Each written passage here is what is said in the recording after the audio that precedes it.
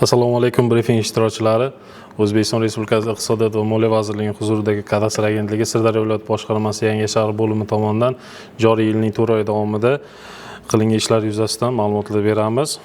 Xususan O'zbekiston Respublikasi Prezidentining 2021-yil 24-fevraldagi PQ 5006 sonli qarori qishloq xo'jaligi mo'ljallangan yerlardan foydalanish va muhofaza qilish tizimini takomillashtirishga doir qo'shimcha chora-tadbirlar to'g'risidagi hamda yer uchastkalarini foydalanishda davlat nazorati samaradorligini oshirish chora-tadbirlari to'g'risidagi 2022-yil 21-fevraldagi PQ 138 sonli qarori ijrosini ta'minlash maqsadida Yangi shaharning 12 ta mahallasida olib borilgan o'rganishlar davomida jami 147 ta holatda 0.68 gektar yer maydonlari jismoniy va yuridik shaxslar tomonidan o'z boshimchalik bilan egallab olinganligi aniqlandi.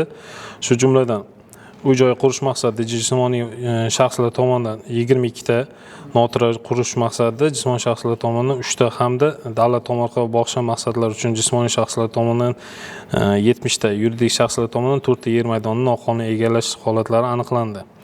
Shuningdek, o'rganish davomida 5 ta jismoniy shaxslar tomonidan ko'chmas mulkka bo'lgan huquqni o'z vaqtida davlat ro'yxatidan o'tkazilmaganligi aniqlandi. Ularga nisbatan ma'muriy javobgarlik to'g'risida kodeksning 68.1 moddasiga asosan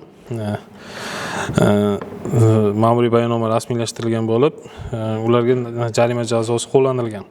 Kadastr agentligi Yangishahar bo'limi tomonidan olib borilgan ishlar yuzasidan 69 ta noqonuniy egallangan yer maydonida o'z holatiga qaytarish ta'minlandi.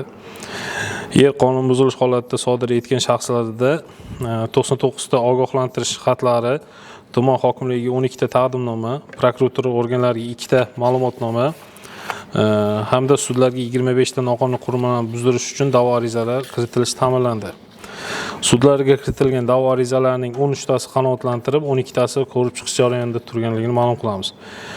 Bundan tashqari, ma'muriy javobgarlik to'g'risida kodeksning tegishli moddalariga asosan jami 149 ta holatdan ma'muriy javobgarlik to'g'risida kodeksning moddalariga asosan shundan 60-modda 2-qism bilan 103 ta, 60-modda 3-qism bilan 32 ta, 68-modda 1-qism bilan 9 ta, 68.1 moddasiga 5 ta ma'muriy ishlar qo'zg'atilgan.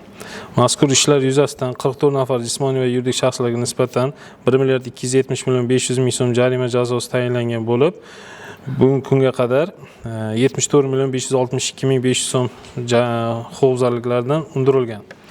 Bugungi kunda belgilangan muddat ichida undirilmay qolgan jarimalarni undirish maqsadida 12 ta ishlar majburiy ijro organlariga yuborilganini ma'lum qilamiz.